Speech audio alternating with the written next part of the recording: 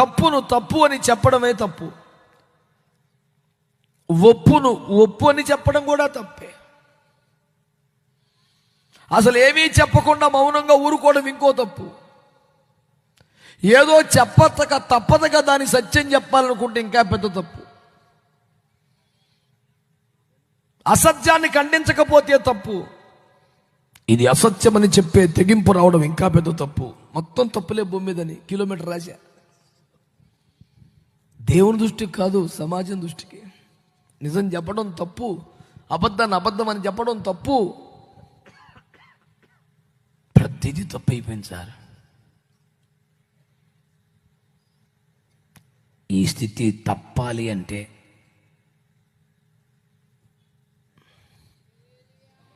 ఇంకోటి లేదేక, యేసయ్య రావడమే.